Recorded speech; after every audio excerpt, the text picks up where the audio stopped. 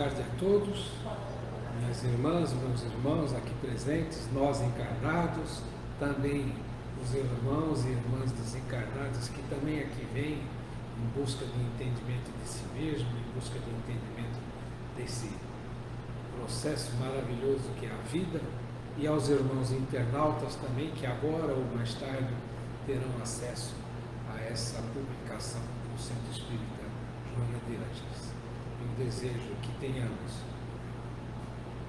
um excelente ano de 2024 e que dessa forma tenhamos grandes e boas possibilidades de, a exemplo do nosso modelo Jesus, trazer para a prática do dia a dia esses ensinamentos tão bem traduzidos desse Evangelho primeiro, que foi o Evangelho de Jesus, através do trabalho ímpar de nosso codificador, junto com toda a espiritualidade amiga que necessitava, naquele momento, de trazer à humanidade uma nova luz, aquele Evangelho tão simples e direto que, por tantos e tantos motivos, foram sendo deturpados ao longo dos anos, ao longo dos séculos e ao longo dos milênios.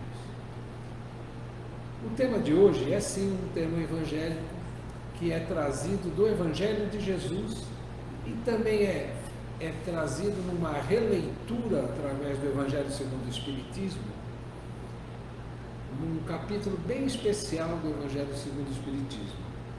O tema é o momento do próximo. Se nós formos buscar lá no capítulo 11 do Evangelho segundo o Espiritismo, nós temos amar ao próximo como a si mesmo.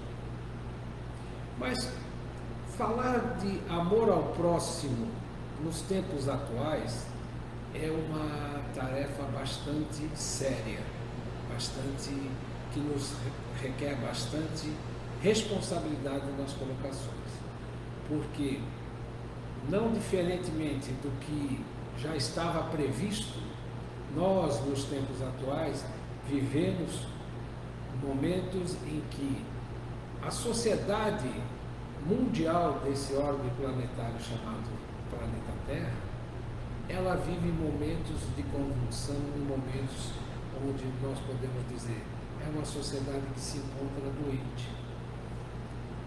E a base dessa desarmonia entre todos, ela vem justamente no esquecimento dessa palavra tão firme e tão doce ao mesmo tempo do Mestre Jesus, que é amar ao próximo como a si mesmo. Na época em que Jesus esteve aqui encarnado, os seus 3 anos de trabalho, de trazer à humanidade as verdades necessárias para a continuidade de nosso processo de evolução, naturalmente, devido à sua posição clara, Jesus ele teve na sociedade daquele tempo muita gente querendo arrumar algum jeito de tirá-lo de circulação, como se diz hoje em dia.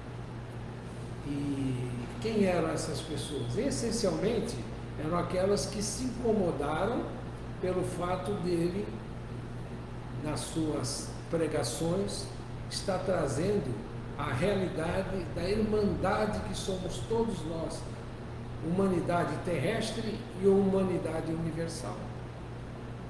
Então, os poderosos da época, que na realidade vinha daquela hierarquia religiosa judaica, onde existiam os doutores da lei, existiam, vamos dizer, como que castas hindus, nós tínhamos naquela época de uma forma muito forte as classes de comando do povo hebreu, que mesmo sob o jugo dos romanos na época, a Palestina na época de Jesus estava sob o domínio do Império Romano. Mas mesmo sob o jugo do Império Romano, houve como que um acordo entre os dominadores e os dominados para que aquela classe dominante permanecesse o mínimo possível, minimamente incomodada, para que ficasse mais fácil para o dominador romano dominar aquelas regiões. Então, devido a isso, Jesus ele era acompanhado muito de perto pelos fariseus, pelos saduceus, por todas essas classes dominantes que existiam na época de Jesus. E sempre procurando uma palavra em falso para poder, através daquilo, buscar um motivo de acusação e de banimento dele da sociedade. Isso, os historiadores, diversos historiadores, quando colocam qual era o momento sociopolítico daquela época, mostram muito claramente isso. E numa dessas passagens, o evangelista Mateus nos informa, lá no capítulo 22, dos versículos 30 a 40 do seu evangelho, nos reporta o que ocorreu. Dentro desse ambiente, nós tendo os fariseus tomado conhecimento de que Jesus fizera os saduceus se calarem, reuniram-se, e um deles, que era doutor da lei, veio fazer-lhe esta pergunta para tentá-lo: Mestre, qual é o maior mandamento da lei?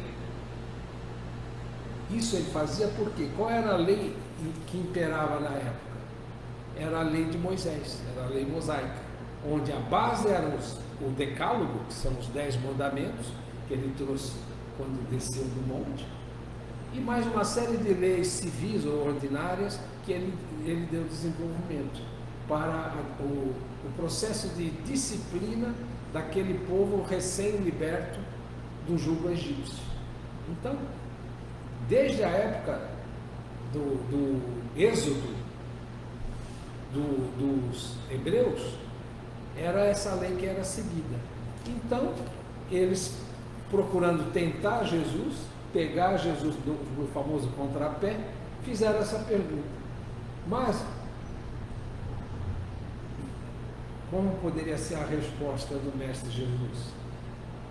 Uma resposta que calou a todos eles. Ele diz assim: amarás ao Senhor teu Deus de todo o teu coração, de toda a tua alma e de todo o teu espírito. É o maior e o primeiro mandamento. E eis o segundo, que é semelhante ao primeiro: amarás o teu próximo como a ti mesmo. Toda a lei e os profetas estão encerrados nestes 2 mandamentos. Com isso, ele não se opôs à lei mosaica, mas deu sentido num passo, ou talvez num grande passo adiante, para aquela sociedade que vivia do culto da lei e não do culto da palavra e não do espírito da palavra. Então, se a gente for pegar por esse primeiro momento, a gente pode se perguntar: no mundo atual, quem é o meu próximo? Qual é a minha postura diante o outro? Eu consigo cumprir a lei de Deus, de amar ao próximo como a mim mesmo? Se nós formos observar, todas essas coisas que são noticiadas aí por aí afora, na mídia oficial, nas mídias sociais, e ficam se replicando, ficam se repetindo, na origem de qualquer um desses grandes problemas que se apontam, criminalidade, enfim, toda essa deterioração das relações humanas, na origem tem o quê? Um momento em que se age contrário a essa máxima que Jesus colocou. Amar a Deus sobre todas as coisas e ao próximo como a si mesmo. Ora, se eu amo a Deus, eu respeito sua criação. Se eu amo ao próximo, eu respeito ao próximo. E Jesus, como governador planetário deste nosso planetinha azul chamado Terra, ele enviou através dos tempos muitos emissários nas diversas civilizações que nós conhecemos, onde essa máxima já era definida. É o que nós chamamos de a regra áurea. A regra áurea, a gente vai buscar nas outras civilizações, ela já existia. E como bem manda a orientação do Espírito Emmanuel, através da psicografia de Francisco Cândido Xavier, no livro Caminho, Verdade e Vida, lá na mensagem 41 é exatamente essa, a regra áurea. Eu não vou ler todinha a mensagem, mas vou citar trechos dessa mensagem. Mas para quem quiser pegar inteirinha, vai lá, Caminho, Verdade e Vida, a mensagem 41. Ele diz assim: incontestavelmente, muitos séculos antes da vinda do Cristo, já era ensinada no mundo a regra áurea, trazida por embaixadores de sua sabedoria e misericórdia. Importa esclarecer, todavia, que semelhante princípio era transmitido com maior ou menor exemplificação de seus expositores. O que ele quer dizer com isso? Aquela famosa frase que diz: faça o que eu falo, mas não faço o que eu faço. Né? Então, eu falo uma coisa, mas não cumpro aquilo que eu falo. Né? Então, é isso que ele está querendo dizer. Com maior ou menor exemplificação de seus expositores. Então, ele segue assim: diziam os gregos: não façais ao próximo o que não desejais receber dele. Afirmavam os persas: fazei como quereis que vos faça. Declaravam os chineses: o que não desejais para vós, não façais a outrem. Recomendavam os egípcios: deixai passar aquele que fez aos outros o que desejava para si. Esse deixar passar é porque na mitologia egípcia, a pessoa quando desencarnava, ela ia navegar por um rio, e nessa navegação por esse rio, tinha lá eu não vou dizer os nomes que não tem nem muito sentido, mas tinha lá um porteiro ali, que ele dizia: esse passa, esse fica, esse passa, de acordo com o que tinha sido feito por aquela pessoa durante a encarnação. Então, esse passa, esse fica. Então, quando os egípcios falavam deixai passar aquele que fez aos outros o que desejava para si, é passar para ir navegando por o caminho do paraíso egípcio, tá bom? Doutrinavam os hebreus: o que não quiserdes para vós, não desejeis para o próximo. Insistiam os romanos: a lei gravada nos corações humanos é amar os membros da sociedade como a si mesmo. Na antiguidade, todos os povos receberam a lei de ouro da magnanimidade do Cristo. Profetas, administradores, juízes e filósofos, porém, procederam como instrumentos mais ou menos identificados com a inspiração dos planos mais altos da vida. Suas figuras apagaram-se no recinto dos templos iniciáticos ou confundiram-se na tela do tempo em vista de seus testemunhos fragmentários. Com o Mestre, todavia, a regra é a novidade divina, porque Jesus a ensinou e exemplificou, não com virtudes parciais, mas em plenitude de trabalho, abnegação e amor, a claridade das praças públicas, revelando-se aos olhos da humanidade inteira. Então, Emmanuel nos indica este caminho de colocar em prática aquilo que a gente recebe, assimila, raciocina, sente, que é como tem o nosso grande estandarte do Espiritismo, que diz o quê? Fora da caridade não há salvação. Então, A caridade é esse amor ao próximo colocado em movimento, colocado em ação, colocado em prática. E aí é que fica, mas eu vou colocar em prática aonde? Quem é esse meu próximo? Volto a perguntar. Se a gente for verificar, no nosso lar, no lar de cada um de nós, o próximo é o esposo, é a esposa, é o filho, é a filha, é o pai, é a mãe, independente das novas conformações familiares que nós temos nos tempos atuais. O meu próximo está dentro de casa, e dentro de casa talvez seja o maior teste que nós podemos ter da nossa convicção e da nossa prática. Porque aqui eu sou bonitinho, né? Só que em casa pisa no meu calo, quando eu vejo já fiz besteira. Por quê? Porque parece que em casa a gente pode agir e reagir, porque está dentro de casa mesmo. Então, talvez das grandes dificuldades que nós tenhamos seja amar o próximo dentro de casa. Na família,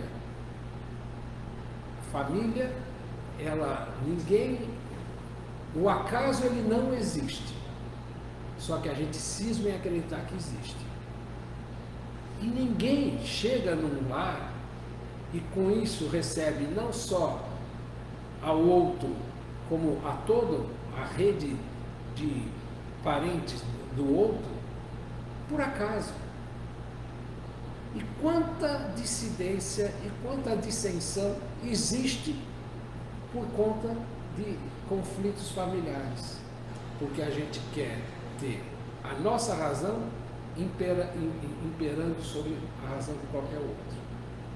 E se é então um parente, hoje eu estava almoçando com um amigo de trabalho, ele é amigo e também trabalhamos juntos. E ele falou de um nome de uma embarcação, de um veleiro, que uma pessoa, eu não lembro direito o nome da sogra dele, eu acho que era Nida, acho que era Nida, pode ser Nida, se não for, faz de conta que seja. Então era Nida Jará. Eu falei, o que quer dizer, né? Não, ele estava cutucando a sogra porque disse Jará de Jararaca. Olha só que situação. Então, as pessoas acabam, até na própria brincadeira, trazendo o problema para si mesmo. Imagina essa sogra tadinha, não sei nem qual era o teor de boa vontade dela com ele e vice-versa, nem sei quem é a pessoa. Eu só sei desse caso aí que me veio agora, justamente porque imagina se essa pessoa não se magoou com uma brincadeira dessa. E se essa brincadeira se repetir ao longo de dias, de anos, de décadas? E existe nas famílias esse tipo de coisa, não é verdade? Então o que falta? Falta a gente aplicar a ciência por nós trazida através da boa vontade e da boa forma de perguntar do nosso codificador chamado Allan Kardec. Lá na pergunta 886 do Livro dos Espíritos, Kardec pergunta: o que é a caridade como a entendia Jesus? E os espíritos superiores respondem de uma maneira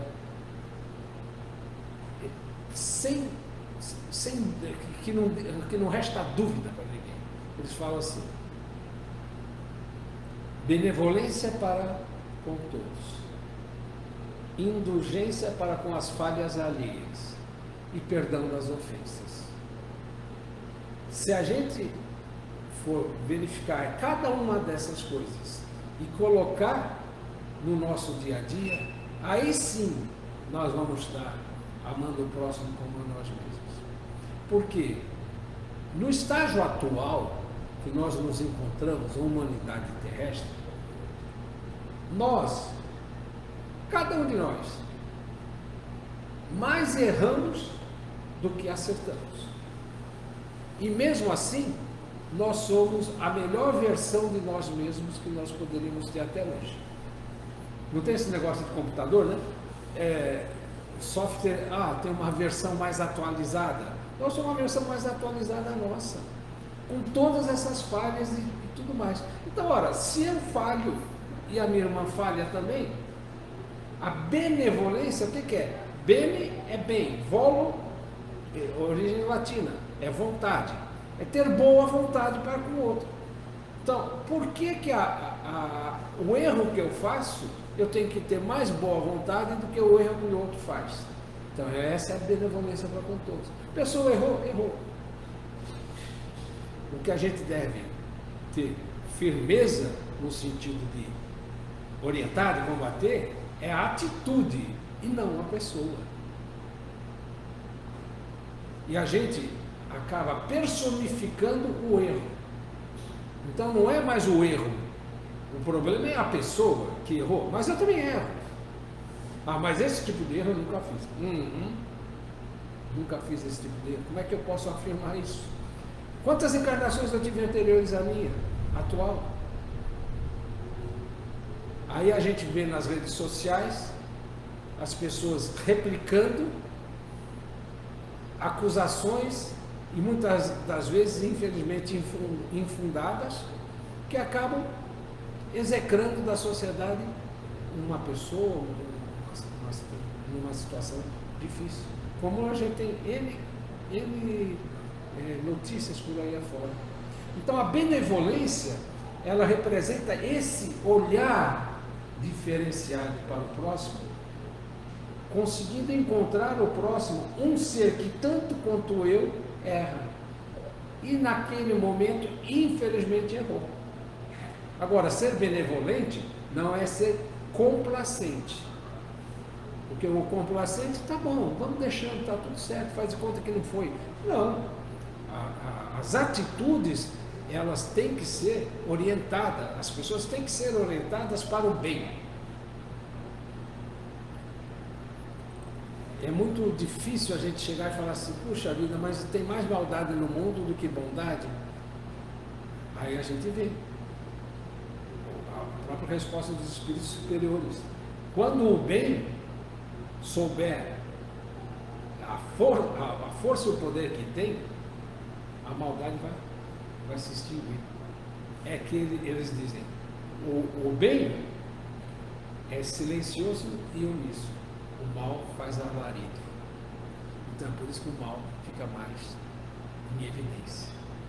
Aí, minhas irmãs, meus irmãos, indulgência para com as falhas alheias.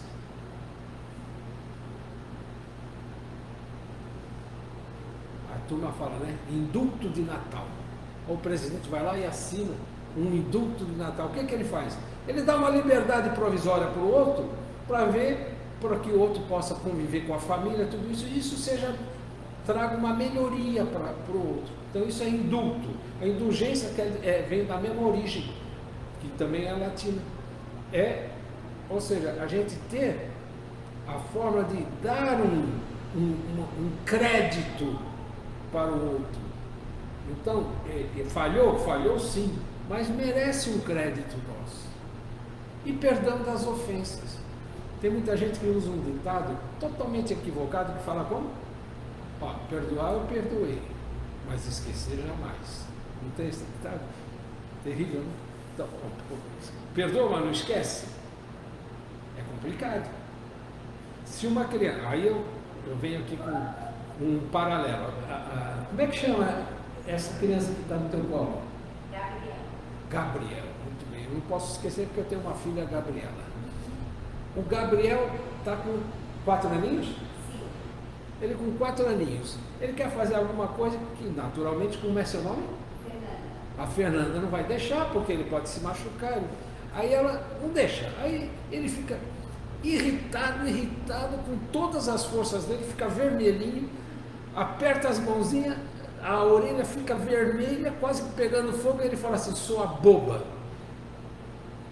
Você vai ficar ofendida com ele? Não fica. Por quê? Poxa, isso é compatível com a idade dele, é compatível com a situação dele, ele se sentiu cerceado numa vontade que ele tinha, não é? É claro que ela não vai ficar. ofendida com ele. E a gente faz isso com todo mundo, sem esquecer, sem lembrar que é uma pessoa que falhou tanto quanto eu. Então, no momento em que a gente perdoa a ofensa, a gente se liberta, porque a gente, quando não perdoa, a gente fica vinculado. Por mais que, esse aqui eu não quero nunca mais falar na minha vida. Passa décadas sem se falar, mas o vínculo permanece. Joana de Ângeles, ela fala sobre liames energéticos. Liame seria como um fio energético tênue. E toda relação, segundo Joana, ela tece um liame energético. E se for uma relação de conflito, esse liame energético vai permanecer até que ele seja dissipado, essa energia seja dissipada. E como é que a gente dissipa a energia da ofensa? Com o perdão e com o auto-perdão. Aí a gente se liberta. Dessa forma, então, a gente vai pensando, já vamos pensando um pouquinho mais na questão do amor ao próximo. Amor ao próximo, ele não representa dizer, tá bom, eu amo, tá tudo certo.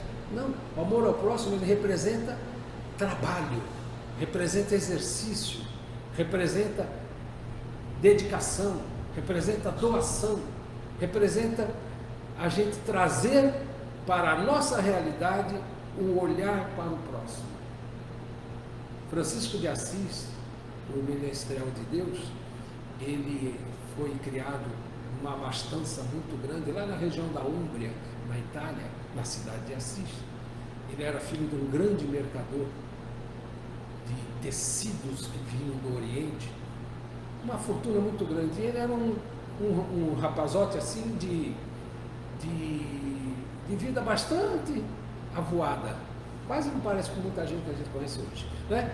Farra para um lado, farra para o outro, e estava tudo bem, tudo bem. E ele tinha um sonho, que naquela época, estamos falando da virada do século XII para o século XIII, ele tinha um sonho de ir lutar nas cruzadas. Aí até que ele foi. E voltou ao quebrado, voltou quase morto.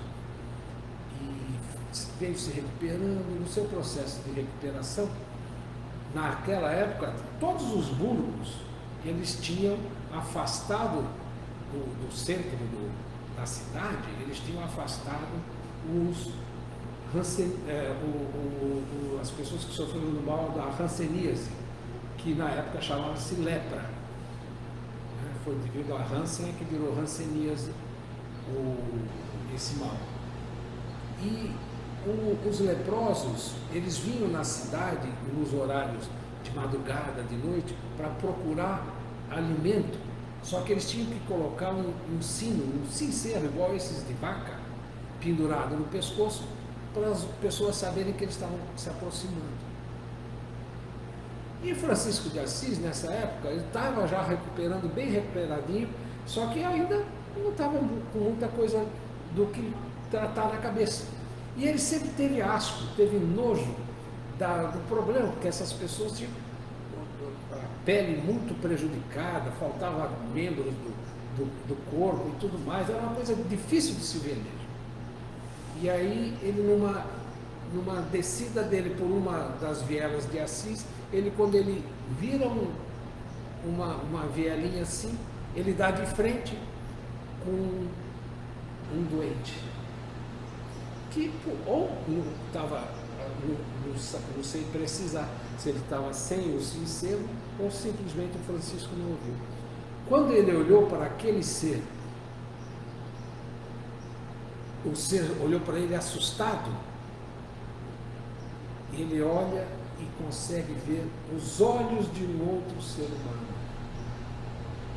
E esse foi um dos 2 momentos que trouxeram a conversão de Francisco a uma vida santificada. Foi quando ele reconheceu, naquele ser, naquela situação empolvorosa que estava, olhando olho a olho, ele reconheceu que ali existia um irmão. E a partir daí, então, a vida dele veio se transformando. Nós, no nosso dia a dia, encontramos muitos irmãos que são chamados anônimos, que são as pessoas que andam por aí perambulando em situação de rua e que simplesmente, para nós, ela não existe. E é uma situação como essa. Não que a gente tenha que simplesmente fazer doação em valor, não, mas todos nós temos condição de trabalhar pela promoção daquele ser humano, porque ali é um ser humano que chegou numa condição difícil, como nós temos nas nossas ruas aqui, dessa nossa bela cidade, mas é um ser humano. Então, onde está esse meu próximo? Esse meu próximo está na sociedade, está nas ruas, está no trânsito, está no nosso trabalho, está no nosso estudo.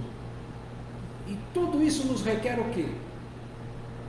Boa vontade e exercício. Precisamos nos exercitar nessa condição de reconhecimento através da ação de quem é meu próximo. E para nos auxiliar nesse sentido, eu trouxe uma mensagenzinha final do próprio Emmanuel, que ele foi publicado na revista Reformador de abril de 1954. A mensagem foi psicografada pelo Chico e ele tem como tema o próximo. E aí então ele diz assim: auxilia aos outros com aquilo que possuas de melhor. Os santos e os heróis ainda não residem na terra. Somos espíritos humanos, mistos de luz e sombra, amor e egoísmo, inteligência e ignorância.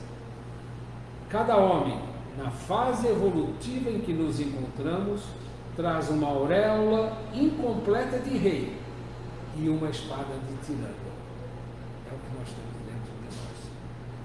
Por isso mesmo, reafirmou Jesus o antigo ensinamento da lei: ama ao próximo como a ti mesmo.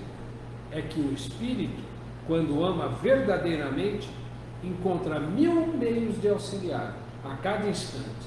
E o próximo, na essência, é o degrau que nos aparece diante do coração, por abençoado caminho de acesso à vida celestial. Com essa mensagem de Emmanuel, eu agradeço a todos a oportunidade de terem me ouvido, espero ter contribuído com alguns pontos de reflexão a todos nós, para que neste ano que se inicia, que temos aí só mais algumas semaninhas pela frente, até chegar na virada do próximo ano, né? Afinal de contas, um ano só tem 52 semanas. A gente acha que é muita coisa, mas 52 semanas nós já estamos virando o próximo ano. Nós que pudermos e que tivermos a misericórdia de Deus nos permitido aqui continuar, né? Então, espero que a gente tenha bons motivos, e lembrando que todas as nossas casas espíritas, elas têm um trabalho muito importante nesse aspecto do próximo, que é o trabalho da assistência e promoção social espírita. Então, venham e conheçam as atividades e contribuam, que é maravilhoso a gente conseguir, através do outro, o conhecimento de nós mesmos, nas nossas limitações e nas nossas excelências. Tenhamos todos uma boa tarde, uma boa semana. Agradeço de coração a oportunidade que nos foi dada pela casa e a boa vontade e paciência de todos aqui presentes de terem me ouvido. Uma boa tarde.